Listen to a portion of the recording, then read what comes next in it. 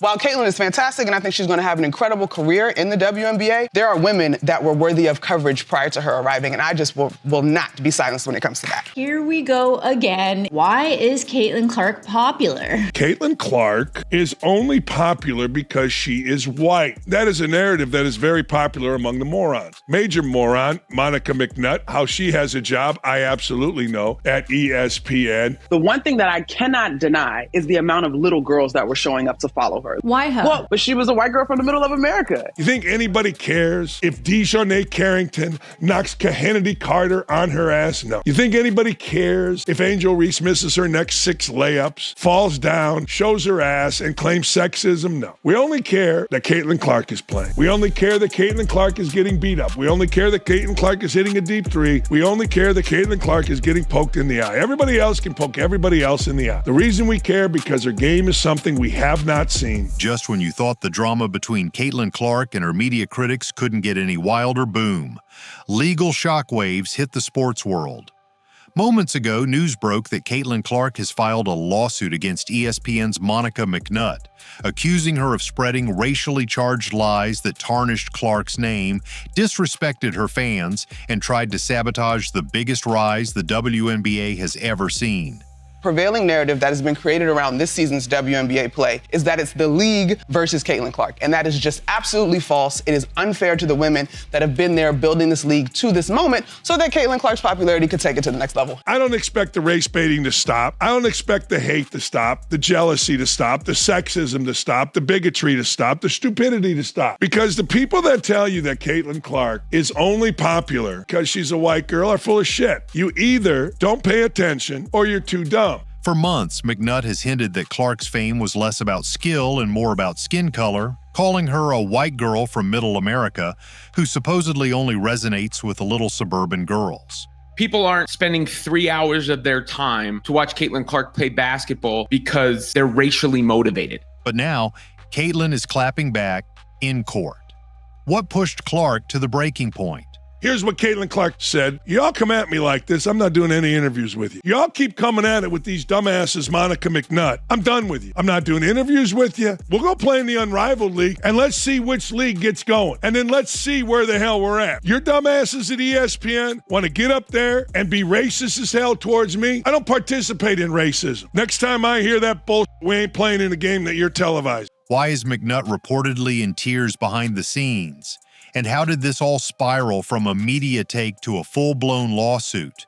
Oh, we're going deep on this one. Now, none of these women, Monica McNutt, they're either too arrogant or too stupid to understand that what they've said all along about Caitlyn Clark is just simply wrong. If it was because she was white, Sabrina Ionescu would have changed and brought the WNBA and turned it on its head. But she is not turning the W upside down on its head like Caitlyn Clark is. Whoever these people are, none of these women are going to come back and say, yeah, you know what? We might have been wrong about, well, she's a white girl and that's the reason she's so popular. So strap in, because what just happened might change sports media forever. And if you stand with Caitlyn Clark, if you believe her success is about talent, not skin color, type CC 100% in the comments right now.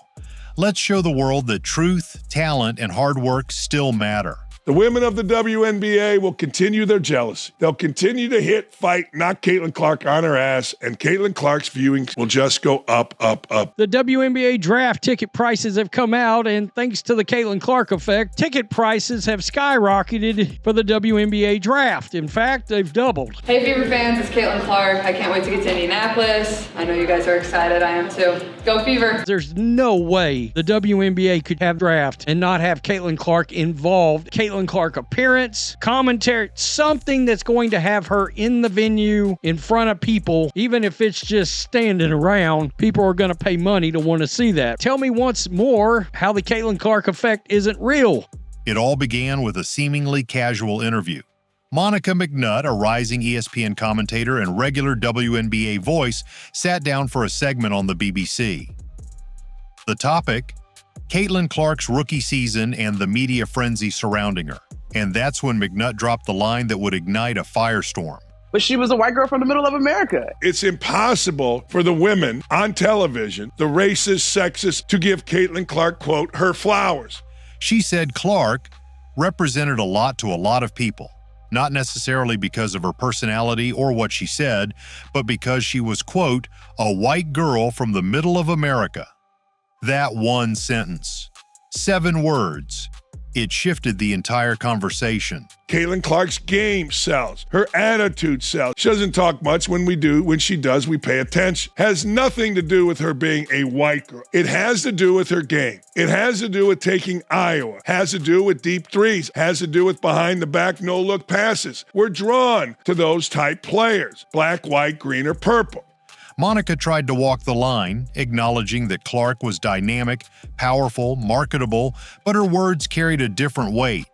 Because she wasn't just analyzing Clark's gameplay, she was making a claim that Clark's popularity wasn't earned through her court performance alone. It was, in her words, what she represented racially. And that, to many fans and commentators, was the exact moment the narrative turned toxic. There's the two sides who think she is only popular and does have the notoriety and recognition that she does because she is white. There is the other side that says you guys are crazy, you're all jealous of her, and she is just talented.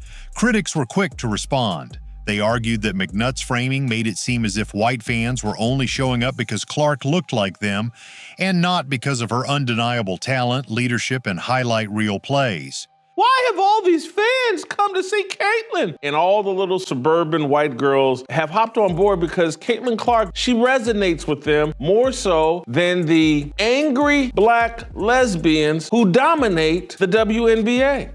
Some pointed out the contradiction. Would it be controversial to say that young black girls look up to Angel Reese or A'ja Wilson because of representation? Of course not. But when it's Clark and her largely white fan base, suddenly it's a problem. I'm going to need all the race baiters who explain Caitlyn Clark's popularity simply because she's white to explain why 10 million more people watched her last year than Paige Bueckers, also white, this year. And a lot of people, of course, said she had Angel Reese as the villain. 18.9 million, the most ever. The 18.5 million did not involve Angel Reese. It involved USC, South Carolina. Guess who's this year? Game involved. That was 10 million down from last year. South Carolina. 2 biggest names in college basketball this year. Actually, they were in this Final Four. They were in this championship game. And yet, the ratings tanked. The ratings were over 50% less. The accusation wasn't subtle. It was calculated. And it wasn't just about Clark anymore. Monica's words, intentionally or not, cast a shadow on every young girl who showed up to support Clark. Little girls who wore her jersey, held homemade signs, and waited in long lines just for a selfie were suddenly being reduced to racial bias.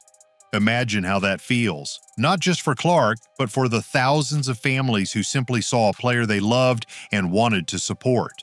After the women's NCAA championship, viewership numbers were released where Clark and Iowa set a record for the 4 most watched games ever in the women's Final Four involved Iowa and Caitlyn Clark.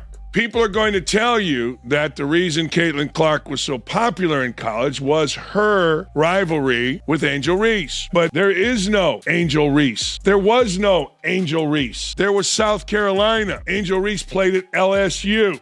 And while Monica may have thought she was making a thoughtful point about representation, what came across to much of the public was something very different.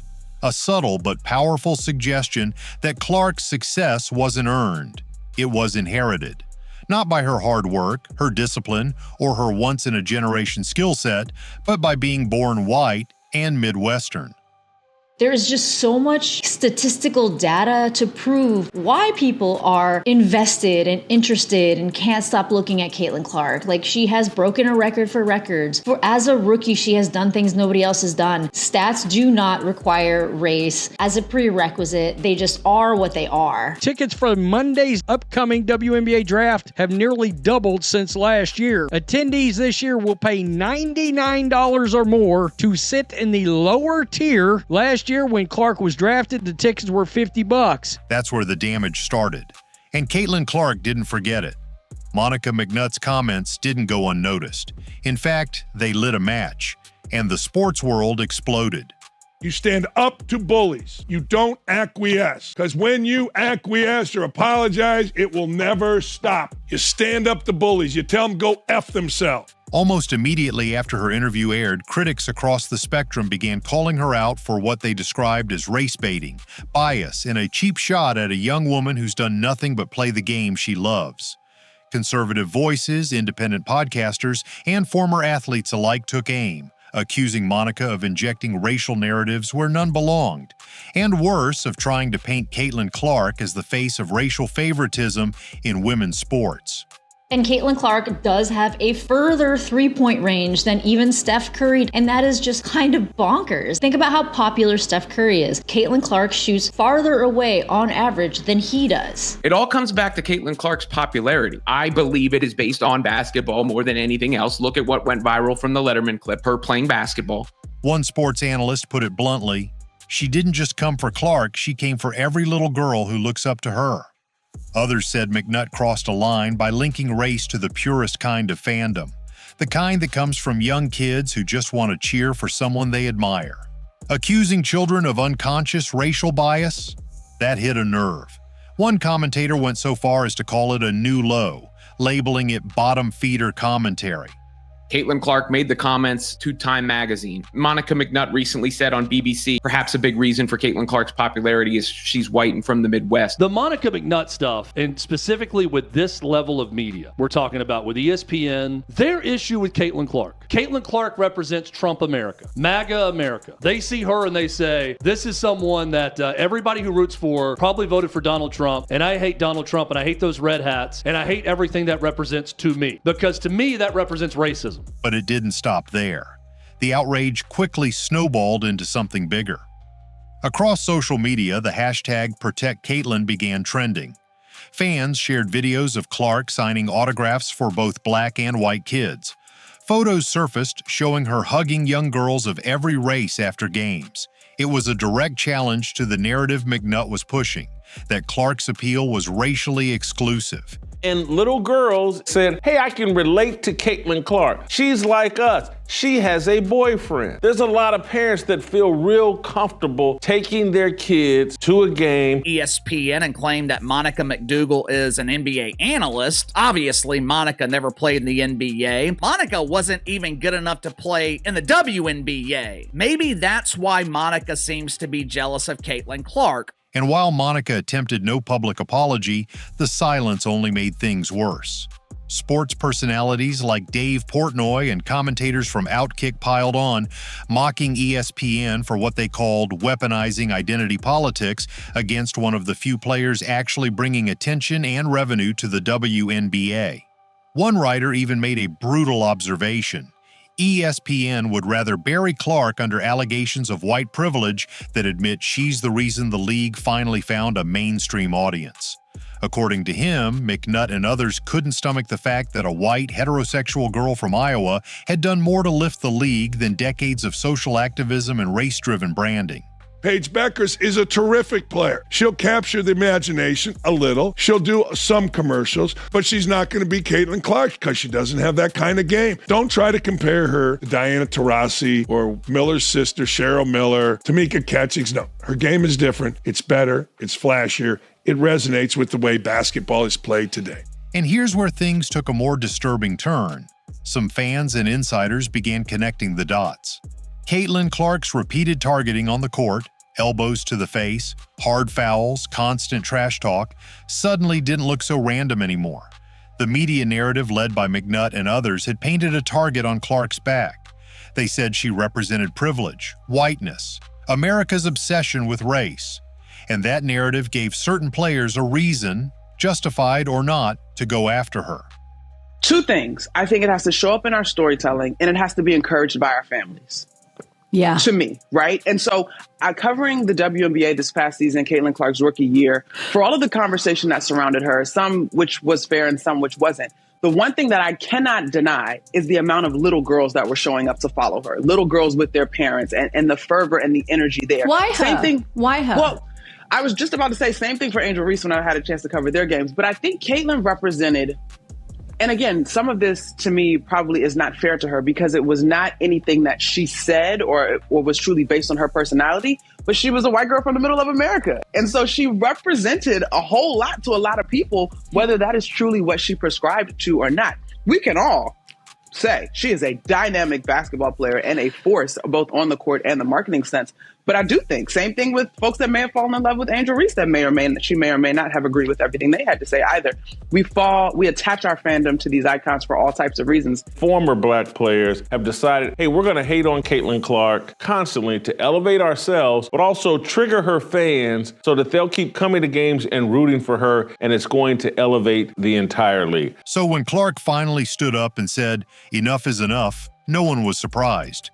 The only shock was that it came in the form of a lawsuit, but the seeds were planted right here, with Monica McNutt's words, the backlash that followed, and the public firestorm that turned a basketball prodigy into a cultural lightning rod. What began as tension in the media has now escalated into a full-blown legal war. You women of the WNBA will get past your racism, past your sexism, and see a woman that just freaking balls like we like to see people play basketball.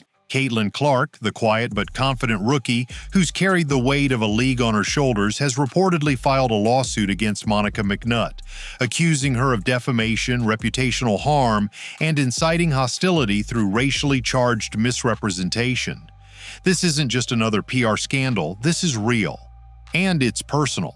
She shoots logo threes, passes the ball like Magic Johnson, scores a lot of points, leads the league in assists. She's a great, great player, and she plays and shoots and releases the ball like Steph Curry. So there's the attraction to the exciting style of play. A'ja Wilson should be centered, and they should be celebrating her. And all the little white girls should want to be like A'ja Wilson. Little black girls don't want to be like A'ja Wilson. According to insiders close to the situation, the lawsuit zeroes in on Monica McNutt's repeated narrative that Clark's success is based not on merit, but on her whiteness and relatability to a specific demographic. It points specifically to McNutt's now viral remarks, which framed Clark as a product of racial preference rather than athletic greatness.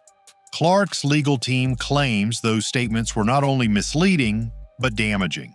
She's different. She's a white girl from the middle of corn country. They like Caitlyn Clark because she's not a victim, because she doesn't seem to be angry. And so they find her relatable. In the suit, Clark reportedly argues that McNutt's words triggered a ripple effect that led to increased on-court aggression, media hostility, and widespread attempts to discredit her accomplishments.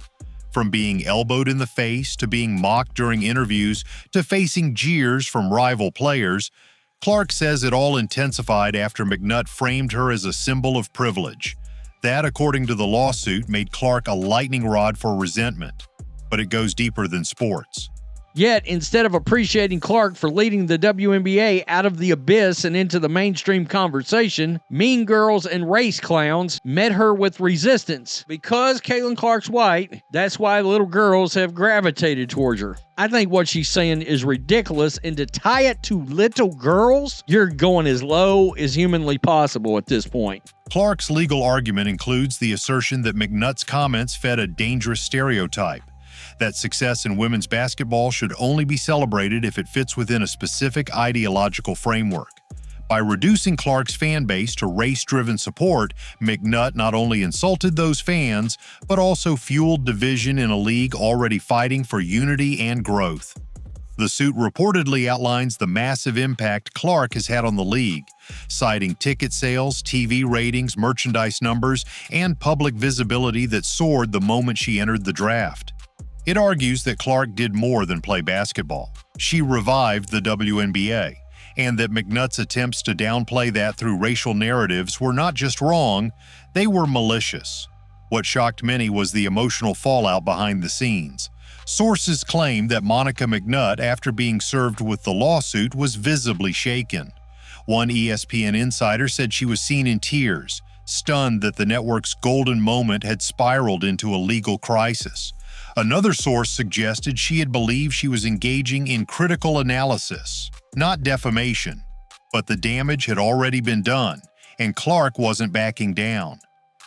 but she was a white girl from the middle of America. WNBA's attendance had a record-breaking high in 20 years with a total of 2.3 million fans attending games. You know what the increase was from 2024 to 2023 in attendance? 48%. That's massive. That's the Caitlyn Clark effect. Phenomenon, yeah. If Caitlyn Clark gets injured, it's over with. Tom. This lawsuit has now sent shockwaves through ESPN, through the WNBA, and through the very foundation of how race and gender are discussed in modern sports media. Because for the first time, a player didn't just ignore the noise, she didn't take the high road. Caitlyn Clark chose to fight back, with facts, with receipts, and with legal firepower. It's no longer just a debate. Now it's a courtroom battle over truth, reputation, and what it really means to be a star in the world of women's sports. This isn't just about basketball anymore. It's about the price of greatness and what happens when a young woman refuses to let her legacy be rewritten by narratives that don't tell the truth. Caitlyn Clark didn't ask for this war. She earned her platform by working harder, playing smarter, and breaking records in ways we've never seen. But when the noise got too loud, when the headlines twisted her into something she's not, she did what champions do. She stood her ground. Every single one of you WNBA players, you better pray that Caitlyn Clark doesn't get injured, because she's keeping your league afloat. Juju Watkins goes down with a devastating injury that might keep her out next season. God forbid. If the same thing happens to Caitlyn Clark, the WNBA will not survive. You have one young woman carrying the entire league. And Monica McNutt and her pretend friends in the media, they are doing everything they can to piss off her fan base. And now Monica McNutt finds herself at the center of a storm she helped create. One that's cost her public trust and maybe even her career. Because when commentary crosses into character assassination, there's a price to pay. As this legal drama unfolds, one thing is crystal clear.